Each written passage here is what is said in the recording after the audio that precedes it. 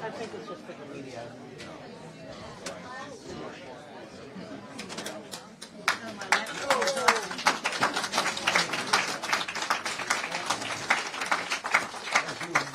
Thank you all very much for coming. I'm glad we had such a large turnout. It's bigger than the last time I was here. And we always have our town meetings in Fort Madison at this place.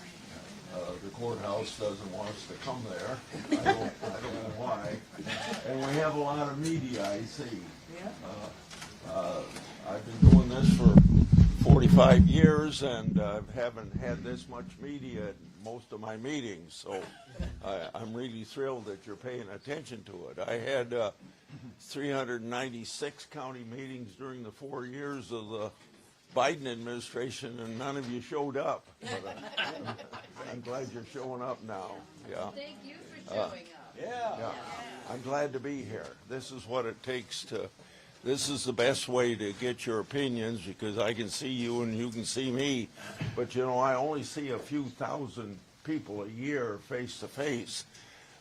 So I rely an awful lot on email and postal mail and telephone calls, and if you communicate with me that way, you should expect an answer. Right now, I think our number of being behind is about 35,000. Because now normally, you know, during the last 4 years, it was more like 3,000 or 4,000 behind. But there's a lot more interest now. So we keep track of those answers that are more than 30 days old, and that would be about 3,000 or 4,000. So normally that would be zero the last several years. So I just want to tell you, you should expect an answer and get an answer, but right now you may not get it as fast as you'd like. Let's see. Now, I learned something from the meeting we had in Hampton, that we have these big turnouts because a lot of people want to bring up things that are new because of Trump being president, and that's perfectly all right, and we're going to cover those as well. But after that meeting, I got criticized because I was just listening to the people that wanted to complain about things that Trump are doing. So I'm got a list of things here that I'm not going to speak about unless anybody wants to ask about it. But because I was criticized before, I want to go down this list. And if anybody's got a question like about the Farm Bill, raise your hand, or prescription drugs or tax bill. And then when we're through this list, I'll open it up for questions from anybody. So has anybody come to talk about the Farm Bill? Okay, nobody wants. I have a farm question. Go ahead. Okay, my son has cattle. Yes. And he works at a regular job, and then he has cow-calf pairs. Sure. And so I just wonder how the tariffs will affect someone like him. So if market-wise and long-term. From this standpoint, it could affect. It's too early to make a judgment if what I'm going to say will happen. But for instance, one benefit might be from the fact that Australia today doesn't take our beef. So if Australia is one of those 100 countries that have come to Washington now to negotiate because Trump put the tariffs on, and we can get our beef into Australia, that would be to his benefit. But it could also be negative from the standpoint that if people don't negotiate, because there's a lot more countries than the 100 that have so far come to the table, then we know from past years, not just under Trump, but under other presidents, that when you put something negative like a tariff on some country, they seem to retaliate against agriculture issues. Now, I think it's probably more grain than it is livestock, as an example. Okay, then prescription. Go ahead. Well, I have a line question from a colleague in Fairfield. This is Senator Grassley. Thank you for co-sponsoring the Trade Review Act 2025, which would restore congressional oversight of President Trump's tariffs. Given the uncertain fate of that bill in the House, what additional measures are you taking to protect your constituents and other Americans from the risks of inflation and recession likely to result from President Trump's tariffs and from his lack of consistency, which undermines agriculture and business planning? Excellent. Okay. First of all, since you ask a question about my bill, Yes. it's prospective, not retroactive. And the reason it's raised now is if I'd raised this bill a year or two ago when nobody was talking about tariffs, who would care what Grassley wants to do about recapturing the constitutional power of Congress to regulate interstate and foreign commerce? And but now Trump has raised the issue of tariffs. It gives me a chance to make up for the mistakes that were done in 63 and 74. And remember, from 1954 until 1981, Democrats controlled both houses of Congress for all those years. and they passed tariff bills in 63 and 74 that basically gave away Congress's power to regulate interstate and foreign commerce to to a president, whoever he is. And both Republicans and Democrats have exercised some of that power. So this is my attempt to recapture that power for the Congress of the United States, where it shouldn't have been given up in the first place. Now, okay. Now, anybody interested in prescription drug prices? You're going to have to use a microphone because people can't Farm hear. I'm sorry. bill? I'm sorry, people can't hear you. That's not a PA. Well, you, That's just media. well, I got to stand here? No, that's just for C-SPAN. We don't have a microphone. So they're saying they're having trouble hearing you, so just Oh. speak Put it up. outside. Yes. Oh, listen, thank you for saying that, and I'll try to talk louder. Okay, maybe I better stand over here a little bit because I'm not in the middle there. Okay, prescription drugs. Okay. Yeah, why haven't you done more to get the price of all drugs down? You've introduced a lot of legislation over the years regarding medicine, but none of those bills have brought the price of meds down substantially, with the exception of the EpiPen. You're right, and you know the answer to it, because it's hard to defeat the pharmaceutical company. But what we're up now on prescription drugs is this: we're taking on the pharmacy benefit managers. They're the middle people between you and the company. Nobody knows what they do, and they would argue you shouldn't know what we do because we're negotiating. But it affects the price, it affects the rebates, and it affects the formulators. And we don't know what they're doing. Benefits the insurance companies or the pharmaceutical companies or you as a consumer or the local pharmacists, which is they're a real problem for the local pharmacists. And then themselves, they benefit, the PBMs benefit from it. And three big companies have 85% of all of it, and some of them are controlled by insurance companies. And you got, we have a bipartisan bill, Cantwell of Washington and me, that got out of committee last year, and I thought there was a good chance of getting passed because Schumer called, and there's two other bills. So those two other bills and us were invited to Schumer's office to talk about moving the bill, and I thought there was good hope of getting it done. And I can't give you a reason why he didn't call it up for, but he sets the agenda of the Senate. Now we have Thune, a new Republican, new leader, and the Republican majority. So I'm hoping to get something moving now on PBMs, and I'm hoping that that Thune will bring it up because the president talked about doing something about PBM. So we ought to even have White House support. And more ridiculous, why it didn't come up in the last Congress, is between the Cantwell-Grassley bill and between the other two bills that are in, there was about 65 or 70 senators co-sponsoring one or the other. And so there's plenty of votes to get the 60-vote margin that it takes to stop debate to move a bill. By the way, I'm chairman of the Judiciary Committee, and 4 or 5 bills, I think 5 bills was 2 weeks ago, voted out of committee.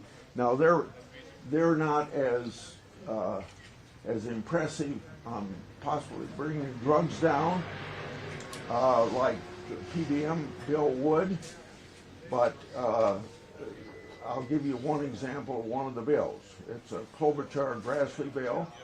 It's called pay for delay. So let's say you were taking Eliquis, your life, for the heart and blood pressure, stuff like that.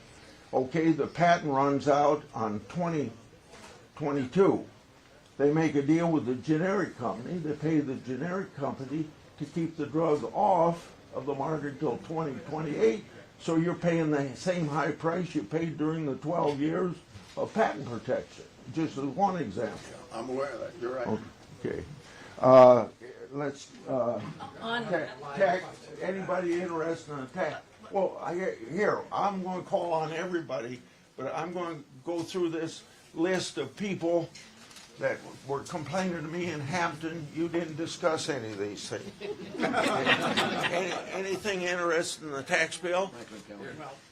Yes, the tax bill. You're talking about the Senate budget resolution and reconciliation, is that what you're referring to? But before you ask your question, let me explain that the budget just passed last week, and then the budget does not go to the president. That's just an internal congressional document that sets the stage for what you're going to ask me about. Right, I mean, it sets amounts that each committee is supposed to cut or budget, am I correct? Yeah, now if you're like a House member and you look at the Senate and we only have $1 billion for each committee, that doesn't mean we aren't going to cut more than $1 billion, but we just want to leave maximum leeway to the committee to decide how they're going to spend it. So go ahead with your question. The resolution basically supports, that you supported, extends and expands the tax cuts from the 2017 tax bill.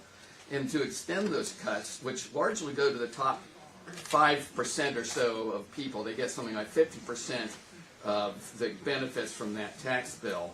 The resolution allows deficits to increase by $1.5 trillion under the Finance Committee's calculations, but that doesn't account for $4 trillion in costs of extending the tax cuts, bringing the actual cost around $5.3 billion. The bipartisan policy center, trillion, 5.3 trillion over 10 years, and this is from the bipartisan policy center.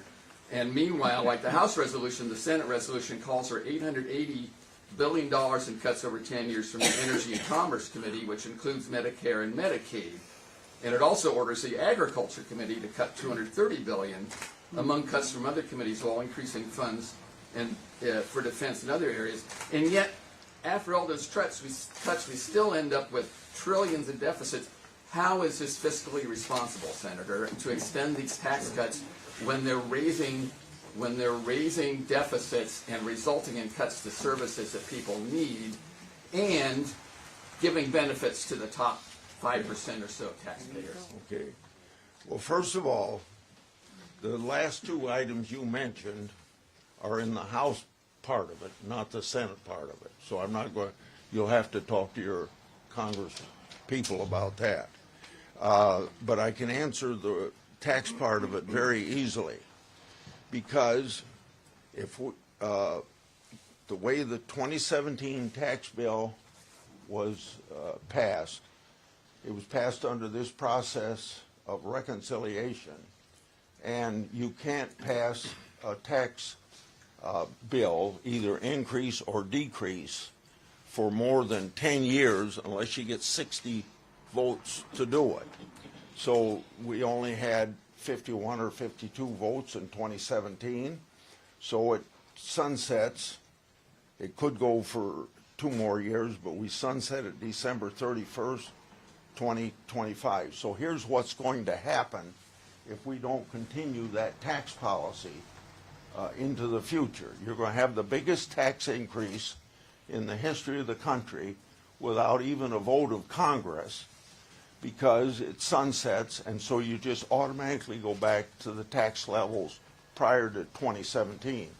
We can't let that happen, because it would be the biggest tax increase on the middle class in the history of America, and it wouldn't give any more benefits to anybody than what they had in the 2017 tax bill. So it's very important that we keep the tax level where it is, which has been historically about 17% of all the gross national product of this country coming to the Congress of the United States at about 17 to 18% of all the activity, economic activity in this country. So it keeps a tax policy that we've had in place for decades. Okay, now the next one would be. What do you mean? The next one same would, tax policy we've the had next for one would be border security. He asked a question. Can I ask a quick question? I understand holding that tax at what you're saying, but why aren't we doing more to make the billionaires pay more? Yeah.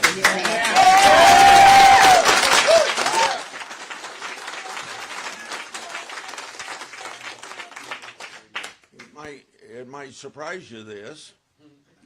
It might surprise you that the list of possibilities we have on our working sheet that the members of the Finance Committee, and I'm a member of that committee, are going to discuss is raising from 37 to 39.6 on the very group of people you talk about. Now that doesn't mean it's going to happen, but that means it's that and the rationale for it is that we can take that money and use it for increase in child tax credit.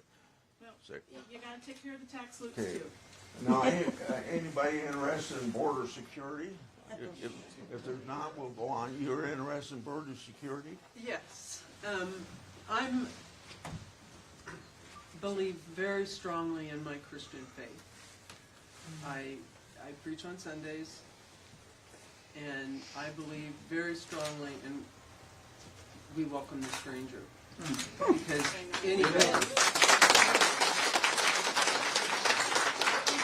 the least of these we do to Jesus.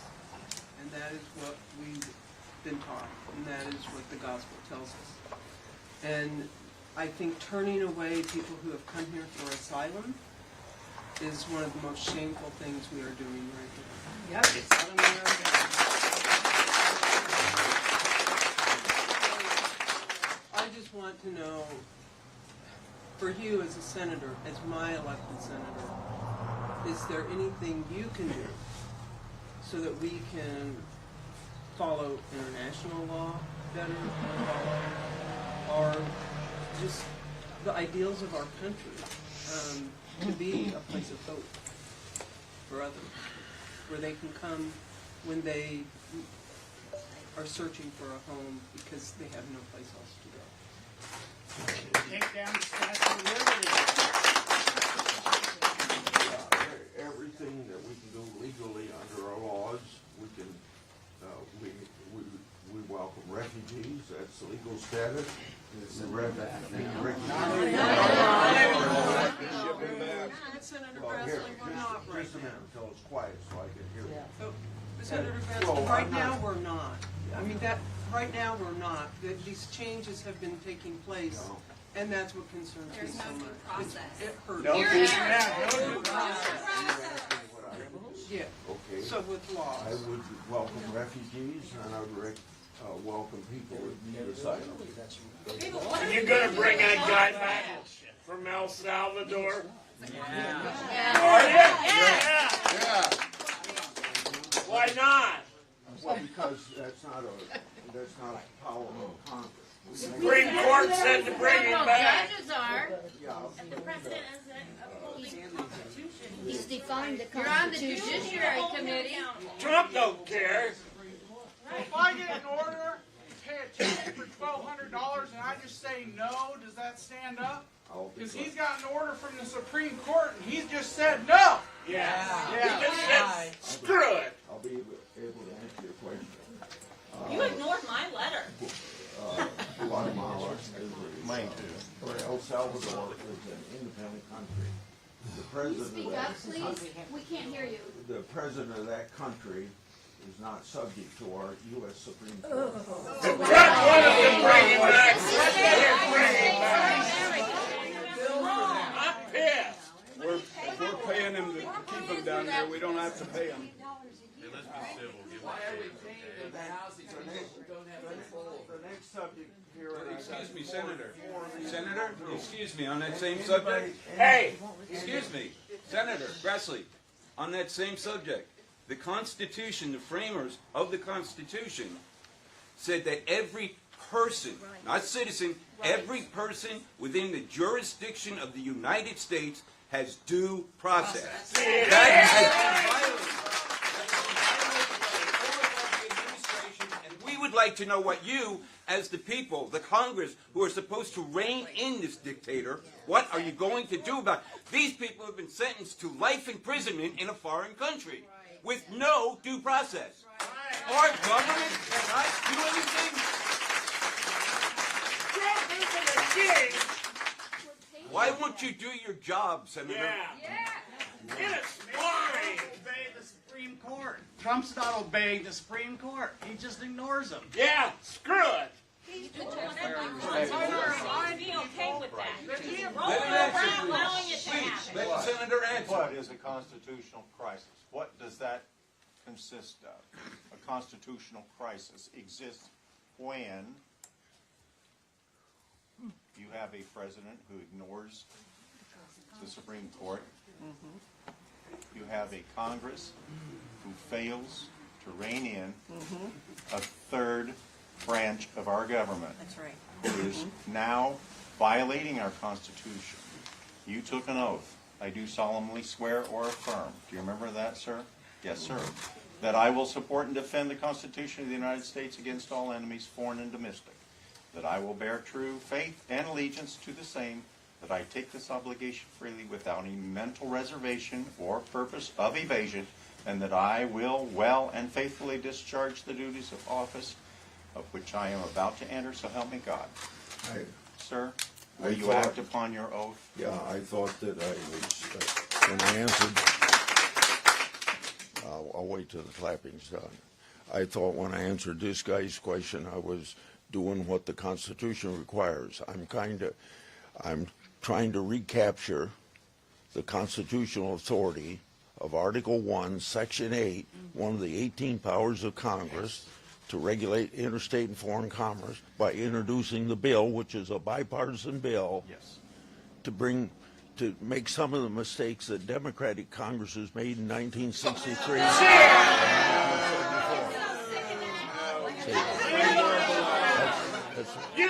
Congress as a whole. That's what I'm doing. Congress as a whole, Yeah. bipartisan, has the power to act, to bring Can you wait till they shut? Be quiet. Congress as a whole, bipartisan, has the power to act to bring the executive branch to heel. Yes. Yes. Now, And they're not doing it. introducing a bill, yes, that's one thing. But as a whole, the power of Congress to bring that executive branch to heel when they are behaving the way we're seeing, that power exists within you and your other members of Congress. Do you speak to your other persons in the House of Representatives of your party? Do you communicate with them often? Do you discuss any of this with them? Do you hold any concern that Congress will be the next branch that Trump comes for because he is coming for the judicial? The only tool that you know the Constitution gives Congress to do in regard to disciplining the executive branch is impeachment. And you missed that opportunity in his first administration. You had two opportunities for that. That was probably one of the only reasons we're having this situation now. And what he's done with the stock market is done an impeachable offense. He ignores the next election. The House initiates impeachment. Yeah. Would you remember what I started with? I said that the way I conducted the meeting in Hampton, I was chastised before because I didn't allow anything other than people to complain about Trump. So I'm going to go through this list and then we'll go back. Damn right. Is anybody Let's get through this. Is anybody interested in rural health care? Yes, we have none in Keokuk. This, Who are you quoting that's interested? so this comes from a fellow named Randy Dillon, who is a senior tax partner at KPMG, who happened to be the tax preparer for both President Biden and Bob Dole. He asks, This is about rural health care. Yeah, yes. 21% of Iowans are on Medicaid. And our rural hospital in Jefferson County Health Center derives 14% of its patient revenue from Medicaid. Will you vote for a reconciliation bill that damages the health of Iowans and makes health care less accessible? 21% of Iowans is roughly 700,000 individuals, 250,000 children in the CHIPS program, and more than 300,000 Iowans receive SNAP benefits. My conversations with the head of our hospital through a meeting that we had with our representatives, rural hospitals are closing now under the current funding situation, with hundreds of billions of dollars leaving these programs that support local hospitals, support 21% of your constituents. I find that unconscionable, particularly with regards to Elon Musk was asked how much savings, quote unquote, if you can believe him, have you found? 125 billion. The sources that I read say that the reduction in staff at the IRS and the knock-on effects of that are likely to cost the Treasury $500 billion of revenue coming in. So whatever the policy is, if people aren't honest with their tax returns because they know for darn sure they're not going to get audited, it's incomprehensible to a lot of us. And one of the reasons I think why you're feeling this either quality of anger or strong feelings is that we feel like much of what's happening simply does not make any logical sense. And we appreciate what you're doing, everything you can do, but I think we want you to do more. We want you to stand up more for all of us.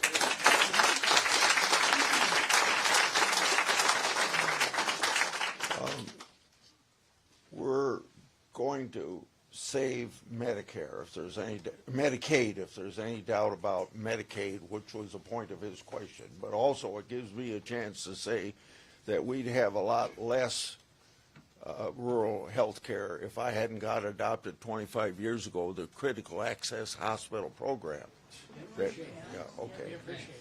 Okay, now, any questions on veterans? Any questions on? Yes. Where's the vet? Back here, I have a question on Go ahead. the health care. Okay, I was really sad to hear that it's going to take, 2 years for you to get my email and what I sent you. Darn it. What'd you say, about a year for something, for people to? Would you say that, would you start over again? I'm please? sorry. I have let me back up. About 2 days ago, I sent you a short email, but I put 3 attachments with it. I write for an online site.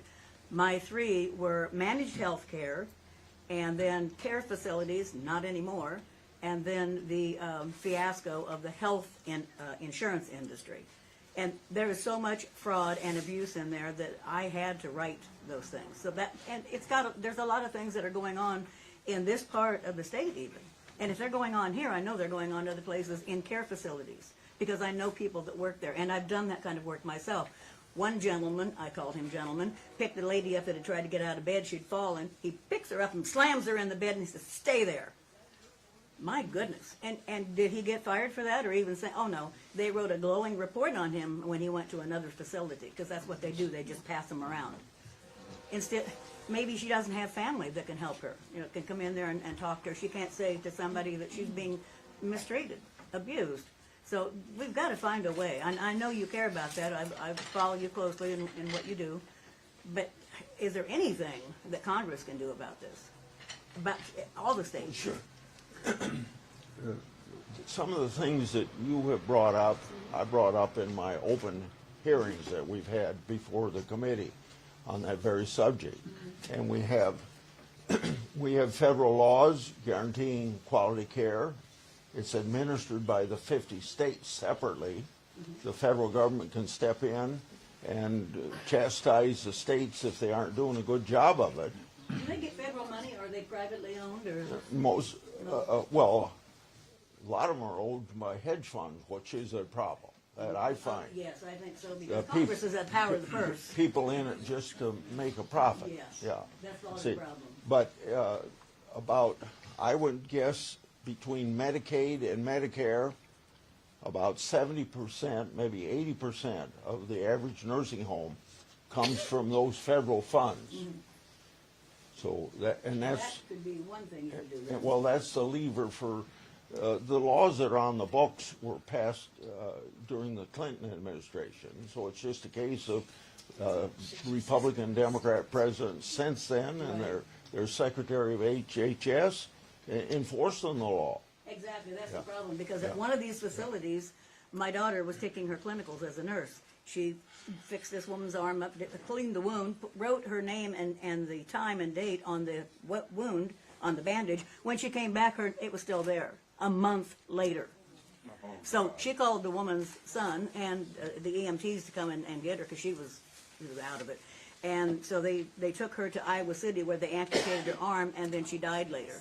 That was a $2 million lawsuit. So did they fire the director?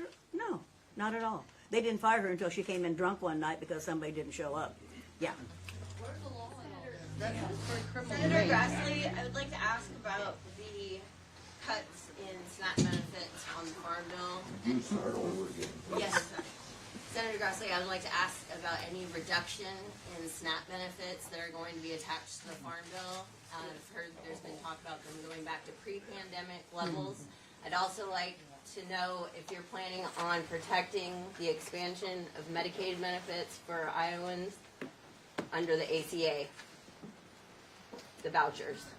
If your answer is that possible, that could happen, the answer is yes, because it's one of the things that's listed on the agenda as a possibility of saving money, but there's no certainty at this point that that's what's going to happen.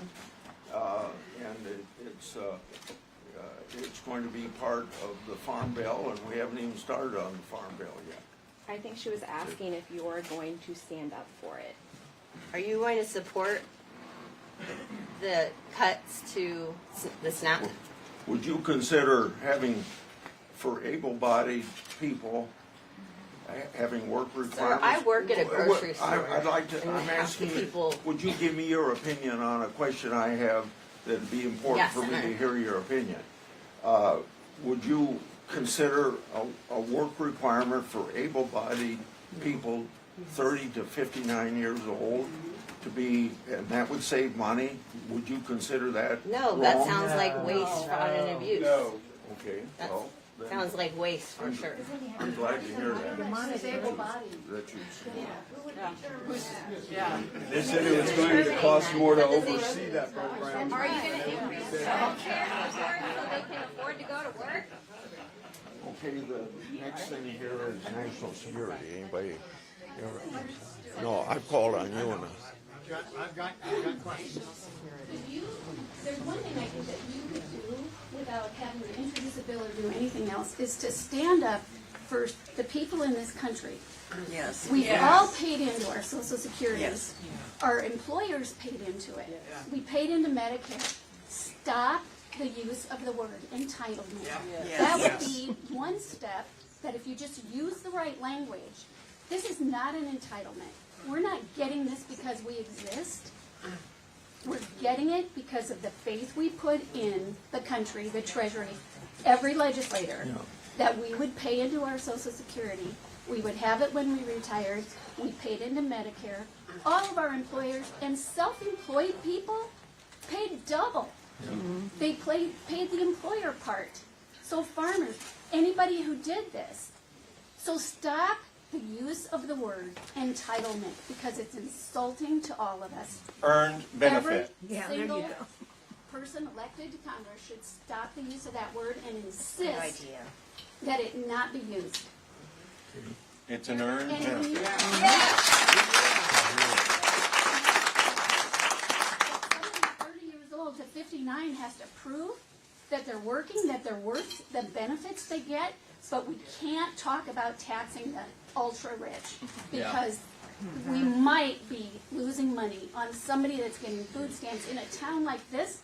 Where are they gonna work? How are they gonna prove You gotta have jobs. that they have a job, and the transportation? to go get those jobs. So, I mean, Childcare. I think the general population is sick and tired of hearing about the tax cuts for the wealthy, the ultra wealthy, the uber rich, whatever you want to call them. When you start nitpicking about whether some single mom or single dad or somebody with somebody in prison is getting $70 too much food stamps, it doesn't even buy you anything at the grocery store.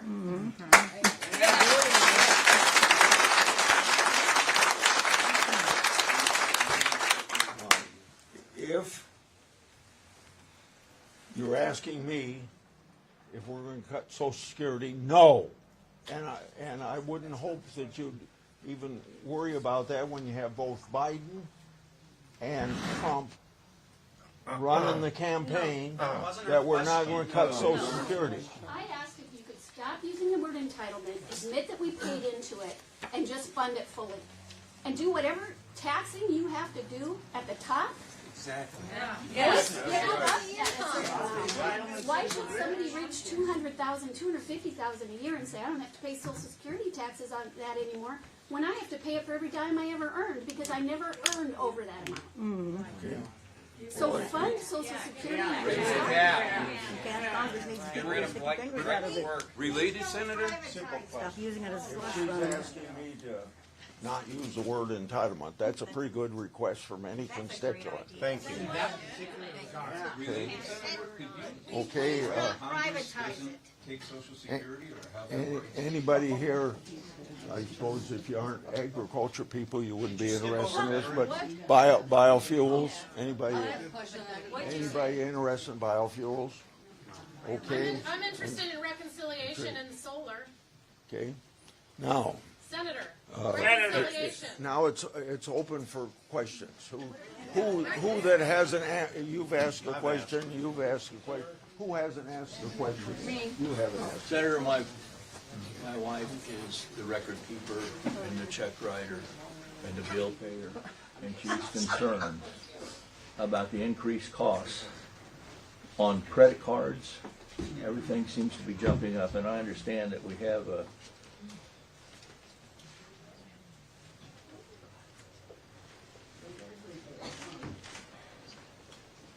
something coming up that has to do with that, the overcharging on credit cards and bill paying and that sort of thing. Overdraft. I'm not sure I can answer your question because I'm not on the banking committee. Okay. But there is, there's bills in on putting limit on credit cards. There's bills in on some of these charges that banks put on, and things of that nature, but I couldn't even give you a prospect.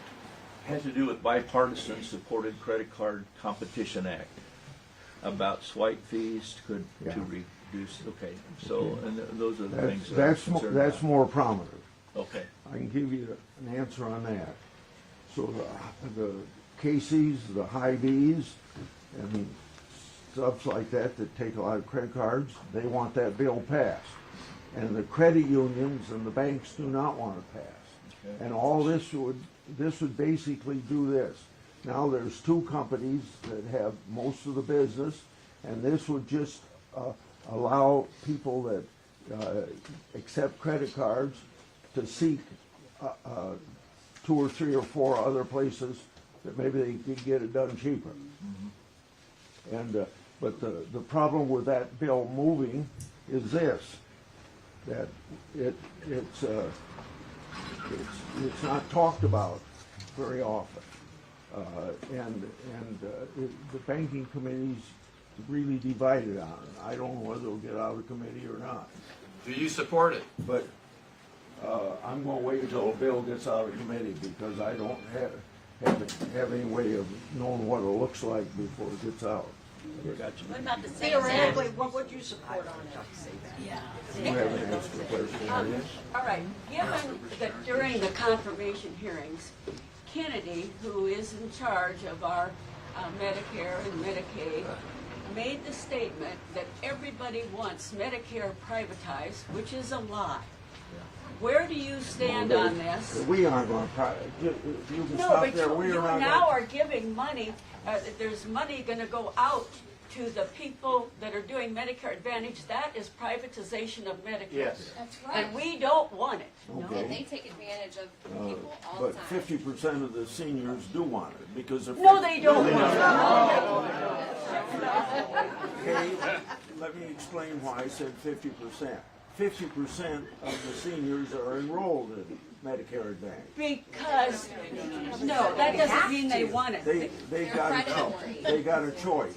It's insurance companies that are, of course, insurance companies are then controlling you, and they'll tell you that you must call in every year because they can change the rules whatever they want to do, and they get X amount of dollars, and when your dollars are used up, you're done with your Medicare. I want it the way it is, and so do most of the people, and the SHIP people that help people get their Medicare are rightfully telling them stay away from Medicare Advantage. It's a privatization, it's a rip-off, and we don't want it, and not 50% of the people want it.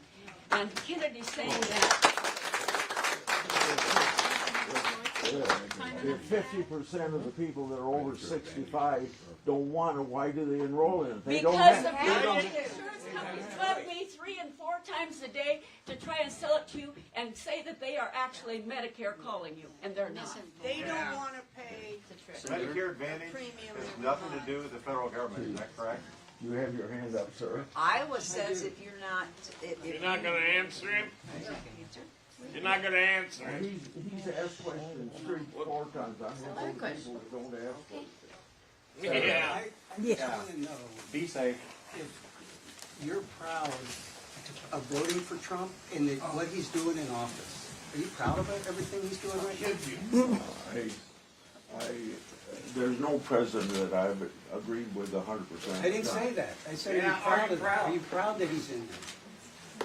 well, first of all, Senator Grassley, I want to thank you for coming today because our Representative Miller Meeks seems to be hiding in a closet.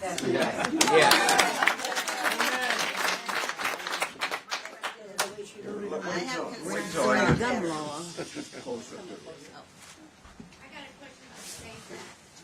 I have a concern about the veterans and the cuts that they are proposing to do, one of which is de-staffing the crisis hotline for veterans. 18 veterans commit suicide every single day in this country. My husband is a veteran. He has been exposed to Agent Orange, and his health is very poor because of that. And he has actually said out loud he wished he could die at times, and he has had to go through PTSD counseling I cannot tell you how many times.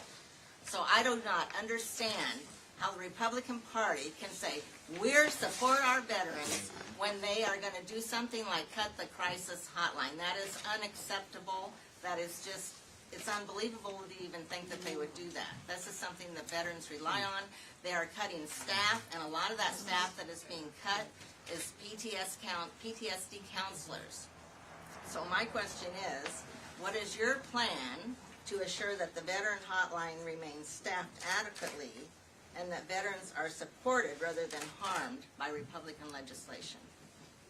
When Congressman Boswell was in Congress from Southwest Iowa, and this would go back to about 2008 or 9, I believe, he and I sponsored the first 800 number for veterans to call, and the reason we did it was because of the person in Grundy Center, Iowa, that committed suicide in front of his mother in the kitchens.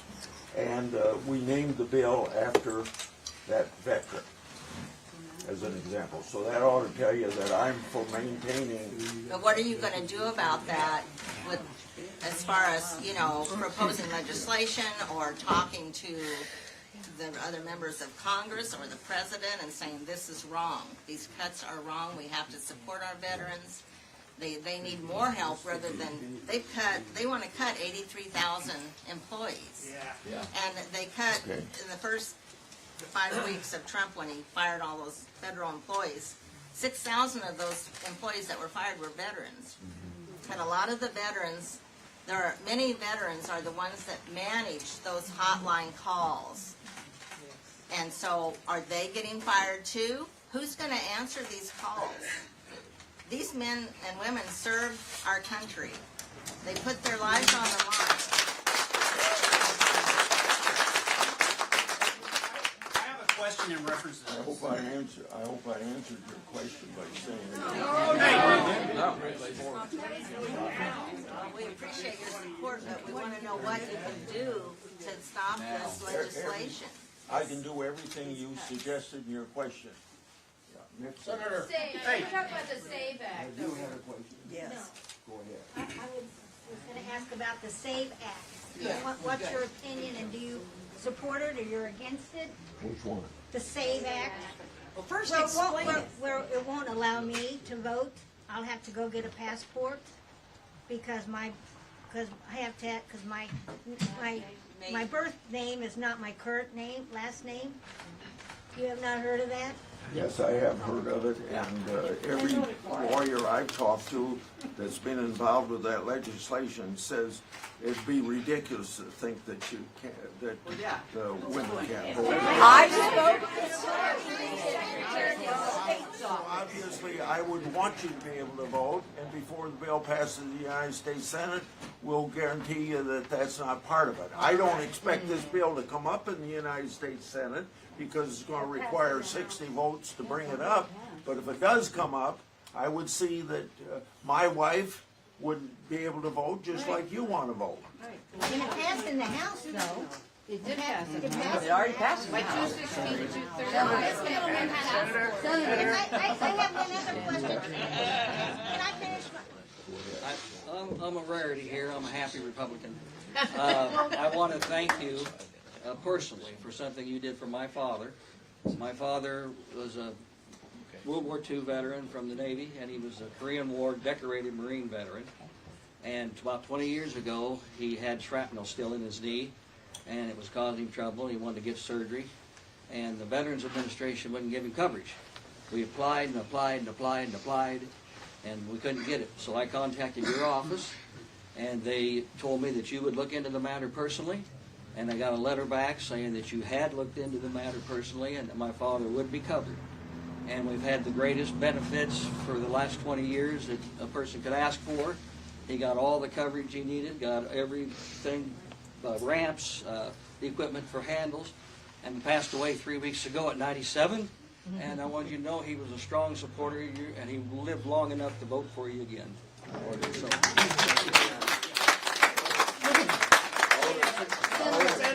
Senator. I ought to tell all of you something that would help veterans in the future. The Senate just set up a program for each senator to be able to have what we call a veteran fellow. So I have hired Clayton Brown to do that. He works out of my Des Moines office. Of course, you can go to any of my offices and get help like you got for your dad, but this guy is concentrating just on veterans issues. So if you know somebody that needs some help. Well, veterans need the hospitals now to be staffed. If you... Brown. Can you hear me now? Yes. Okay. Anybody that needs help from the VA, it'd be nice if you direct them to Okay, we'll do, sir. Thank you. Senator, I have emailed you and sent several messages. My name is Teresa Potter. We've got to do something about the toxic chemical drift overspray. 18 horses, dead horses. It's up to 21. Today, I live out in the country, 70-mile-per-hour wind gusts. By law, Iowa law, they're supposed to not spray over 7 miles per hour. I have got serious heart issues. Our farm dog had a huge tumor, and to lose all these horses, and I've got very few left. Why isn't all law enforcement? They're told, law enforcement is told they're responsible. I have called Gretchen Bullock. She knows my name by heart. Everybody up there I've called, and they came down. They tested it. Tested positive. Beltamar is one of them. One of the most worst things you can have. I won't live another 5 years to talk about some of these, and all those dead horses, and to watch them die a cruel, painful death. Kidneys, liver, lung, brain. They're laying on their sides, running and wounded. And there is laws there, but they're not being enforced. At state level, they're blaming the sheriff. And I don't feel it's his, it's not his fault. Who is responsible to enforce these laws? All they have to do is shut down spraying for a while because we got to live too. And I understand farmers. I lived out by them forever. But this is ridiculous. 18 horses and they're still breaking the law. It is sad. I want help. I've got grandkids. You know what one farmer told me? He's got grandkids. I have a little 15-acre farm in the middle of prime farm ground. He told me there's lots of nice parks around. I've lived there 21 years by myself as a widow. And I want my grandkids to play where I've worked my tail off and had some of the finest horses that you've ever seen. 5 are world record miniature horses. And they still won't obey the law. And I can't get anybody to enforce the law. I called the governor's office. I get thrown in jail. Now, Grandma, I have an autistic grandson that day. If that wasn't fun, I'm tired of my rights being I have no civil rights. I'm scared to call the sheriff's office. I'm getting arrested. And I like these guys. They're friendly. But this has got to stop. And it involves everybody, not just me. I don't think people realize what the chemicals are doing and how bad they are. And our water Yes, as well. Yeah, it's awful. And the state has tested. When the state comes down, they're not time orderly. It's a joke is what it is. And I'll tell you one thing, when Gretchen had the state investigator come down, they said it tested negative for anything. The state climatologist had another report. He pegged each farmer and he said what they sprayed, and the spraying company, they held him responsible, got slapped on the hand, no fine, no nothing. They didn't have to pay $35. It's up to my job to get a lawyer to sue him. I've been sick with my heart, and I just want us to be safe. I want this for everybody. I want everybody safe. And these chemicals are bad. So I would like something done. Put me in a safe house. I begged. I called up there just to get my horses safe. I traveled all over, and that was expensive. It took every dime I had. I've got 2 horses that went to Ames twice. That was $5,000 each time, each horse. But they lived. Thank God. But then today they're out there with that spray going again, just going real fast. I got notified, and I asked, I said, would you please let me know before you spray so I can put the horses away and put the kids and myself. These are from chemicals that burn. One little horse lost his eye. It shriveled up from those chemicals. And he's still alive, but I don't know, I just would like something done. I've had horses my entire life. I don't want to have to get rid of them. You shouldn't have to. I shouldn't have to, and I shouldn't have to go to a public park when I have a nice little farm myself. I work too hard to have it. So I don't know what to do. I'm going to say one thing. This wouldn't happen to a man. And I can't do that. The EPA just needs to do its job. If they do, yeah. The EPA needs to do its job. Somebody needs to get But they're together. being cut. Right now, They're being cut. they're blaming the sheriff, and it's not the sheriff's responsibility. He's got enough stuff to do. They need to take over and do their job. Hey, hang Thank on. you. He's Thank got you a so much. question right here. The EPA oversees the state enforcement of it. So if the state isn't doing it, the EPA can step in. Right. Will they step in? Yeah, they have. They have. I'm going to throw one more thing. 18 dead horses and no news media picked this up. Isn't that a little odd? It was all set up. I have. One of the things about, he knows your name. Come on out, I'll tell you a horrific story. Question in the back. Senator? In the back. Veteran right here. There's a veteran. Senator Grassley, thank you for taking the time to come to Southeast Iowa today. One of the very few Republicans apparently in the room here. Listen, I know your roots in Iowa run deep, and I'm proud to be from a state that values justice, common sense, and the Constitution. But today I'm here to talk about something happening just across the border in Wisconsin. Something that should concern every American who believes in due process, free speech, and the Second Amendment. Matthew Hoover, a husband, a father, and a YouTuber known as CRS Firearms, was sentenced to 5 years in federal prison, not for building or selling a machine gun, but for talking about a piece of metal with a design on it. Let me be clear. He didn't manufacture a weapon. He didn't sell a functioning part. He didn't incite violence. He shared a drawing on a YouTube channel. Let me repeat that. He shared a drawing on a YouTube channel, and he got 5 years in federal prison.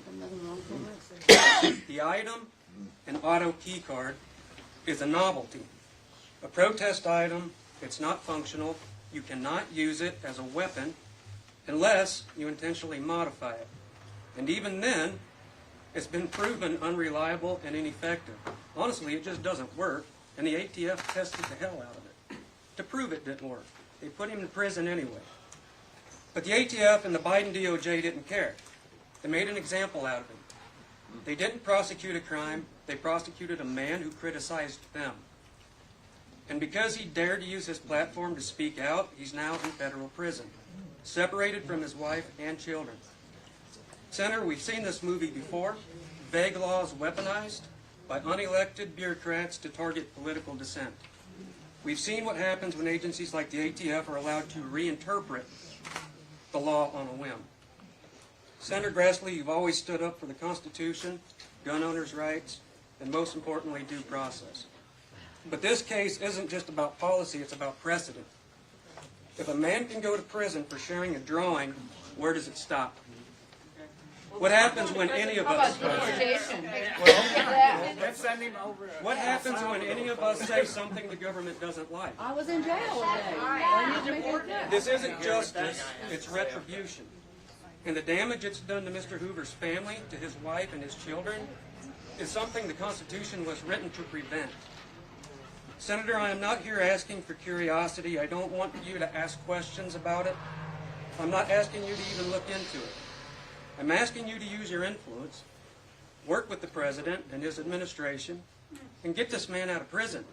Well, let's get a lot of people out of prison. There's a lot of examples. And you made an example of him. What about women having been made examples of all kinds? This is your moment. Question back here. I'm almost done. This is your moment to take a stand. Not just to question what happened, but to demand that it be made right. Matt Hoover does not belong in prison. If this case is allowed to stand, we're all one step closer to a country where dissent is criminal. Amen. You know that? And you can thank Trump for that. We got people in El And where speech is punished. I'd ask you to use your voice and your reputation to demand justice for Matt Hoover, CRS Firearms, as he was known on YouTube, before he was sentenced to 5 years for sharing a drawing. The country needs it, his children need it, and the Constitution demands it. Thank you for your time, Senator.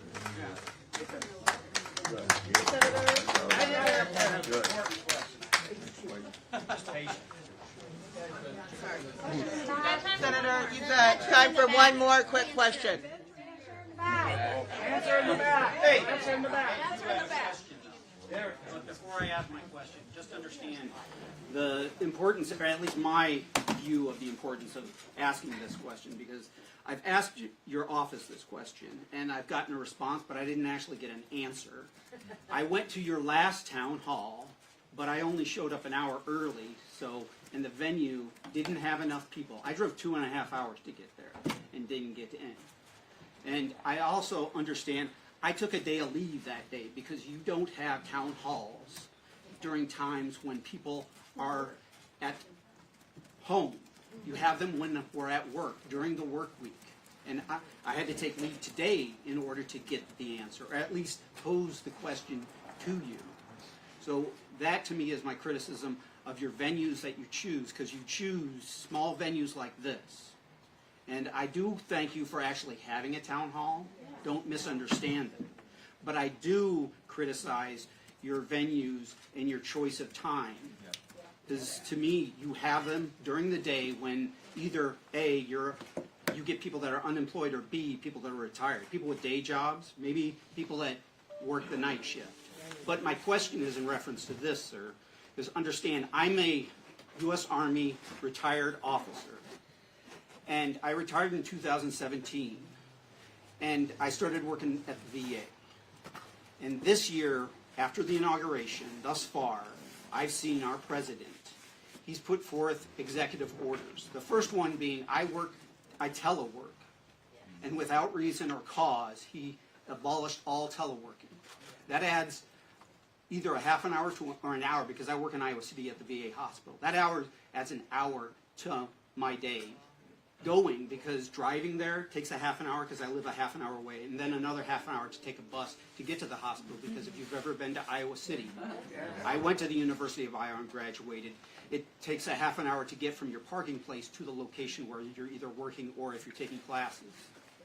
And that would add 2 hours every day for me. I would work 4 days every week, Monday, Tuesday, Wednesday, and Thursday at home, and I would work in the hospital Friday. So now, because no reason that I know of other than your fellow Iowa senator who pushed the narrative that the people that work for the government are lazy and are sucking the tax dollars from the American people, and it pisses me off as a veteran and as an employee of the VA, the hospital there. But after that, we got an email from OPM, the Office of Professional Management, or whatever it calls. We got an email very similar to the email that Musk sent Twitter, the fork in the road. And it said, you can resign now and get paid till September, or you can just keep working, but we can't guarantee your job here. And that went out to every single federal employee in the executive branch. I know it went out to some of the judicial branch people, but it didn't apply because they don't fall underneath it. And how many staffers do you have here? I'm sure they didn't get it because they're not in the executive branch. But all of us, GS and wage grade employees that work in the federal government, we got that. So I could have resigned. I didn't see a lot of intelligence being put into that, because basically we did have people resign because some of them were probationary employees. And the probationary employees, if you remember, were the first ones to get fired for cause. But it was done illegally. And they got fired. One of my fellow workers, she resigned so she could get paid till September, which doesn't make sense to me. How are you being efficient, when you're letting all these people go home and they don't work? They stay on the books, so we can't hire anybody to replace them. And there's a hiring freeze, so we can't hire anybody for 90 days after that. But also after that, they did fire the probationary employees, which I found to be very troubling, because as my understanding, it's illegal because they fired them for cause. The AFGE, the American Federation of Government Employees, the union for the employees at the hospital here at the VA in Iowa City, they took them to court and they won. But shortly after that win, they had to hire those people back, is my understanding, because even at the hospital here, they got fired. They got let go, which decreased the staffing there. And as a veteran, it pissed me off. But after that, the president put out an executive order nullifying the collective bargaining agreement, basically the contract that the federal workers have, protecting them from being summarily fired for no reason whatsoever, which I find, to me, I'm like, you just dissolved my protections as a federal employee, and you're dissolving it for all the people that are working at the VA hospital there. I'm a veteran. I go there for medical service. I find it highly suspect, and I believe it's illegal. But I haven't heard anything from any of my senators, my 2 senators, and any of the House reps, the 4 that are here in Iowa, the one that works for me, because I've asked all their offices, both you, Ernst, and Miller Meeks, and heard nothing from them. I understand impeachment, but impeachment not just of the president and power of the purse is one of the other things that Congress can do. But you don't have to impeach the president. You can impeach others. You can impeach any of the people within the cabinet, is my understanding. Maybe I haven't read the Constitution as much as you have, and maybe I don't understand it because I don't speak the old stuff. But when you have a president who puts an executive order and summarily removes my working privileges as a labor union employee, and he does it under the auspice of national security, because when you read the executive order, it says national security. And I mean, I'm just a retired major from the U.S. Army with a master's in Homeland Security. I don't think my job as a clerk in the business office of the VA constitutes something that needs to not have protections as a labor person because of national security. I used to work in a vault, but maybe I don't understand it. I'm not the president.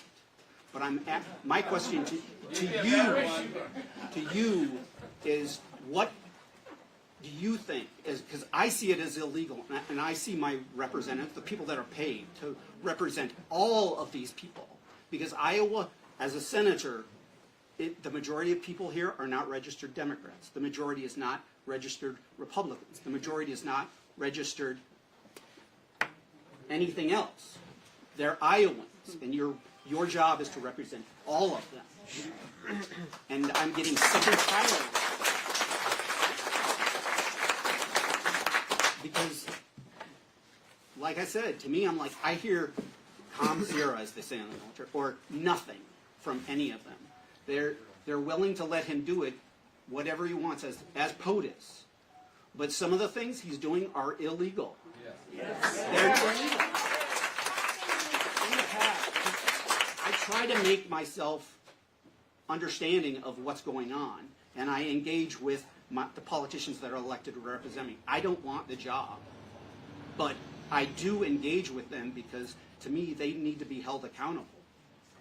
And right now, I don't see them being held accountable because they seem to represent the party more and the president. And the way our system of government, as the Constitution says, there's 3 branches of government: judicial, legislative, and executive branch. And your job is not to make sure he gets everything in his agenda done, whether or not he's a Republican or he's a Democrat. Your job is to represent every Iowan in here. If they're not Iowans, I don't know about that. Do your job. And I say that, my question was basically, what are you going to do about it? Because I find it to be illegal, an illegal executive order. And I've heard people say, well, that's for the courts to decide. The problem being, though, is that he fired people. That didn't work, so he got rid of the collective bargaining agreement that protected those people that he fired. So now where's my course of action? If he gets rid of the union, which is the group that took him to court. I don't have a lot of money. I can't take him to court if I lose my job because he wants to fire me for cause, even if I don't have cause. So what are you doing about it? That's my question. I know it took a long time, and we're past our time here, and I apologize, but I took the whole day off.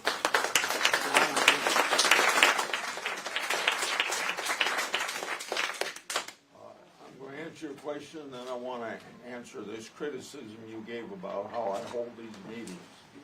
I don't need an answer on that because I've complained about it before. I've complained about it to all my representatives, and that's how they do business. The courts are the arbiter in this, and some of them have stood against the president, and some of them have stood with the president. But in one case that you brought up about the probationary, the Supreme Court made a decision that he had the constitutional authority or the power to do that under the law or under the Constitution. He has the power to do that, sir, but what the courts didn't address is the fact that can I rebut, though? What they didn't address is that he fired them for cause, which it was not untrue. Okay. For 45 years, I've been doing my town meetings, county meetings this way. Some open town meetings like this. Last year, there were 33 of the counties had open town meetings. I went to about 10 high schools because kids under 18 years of age never come to a meeting like this. For the people that work, I go to either businesses or factories, and in the factories, if they'll shut down their assembly line and let people gather around me on the floor, I have a Q&A with those employees. I go to 2 or 3 hospitals a year for the reason that hospital people can't come. And I've been doing it this way for 45 years, and over the course of going to high schools, open town meetings, Yesterday, there was a Farm Bureau county had me in for their members and hospitals and all those things. I hope I get a cross-section of the population. But if I don't get a cross-section of the population, when you add it to the emails I get, already in 3 months, we got more emails than all of last year, as an example. And that's the way we do it. Now, I thank all of you for coming. I'm on my next meeting up to Burlington.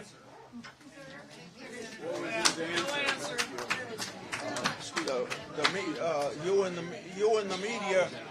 the media are going to come back here. Look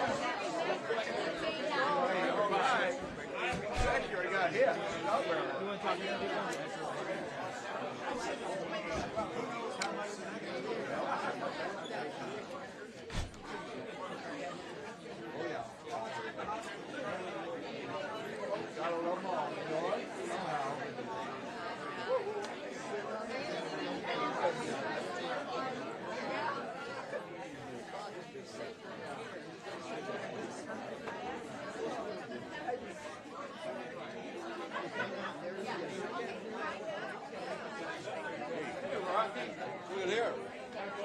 Well, you take care of it next time. Quiet. I've been reading the book. Yeah, I've been in the library.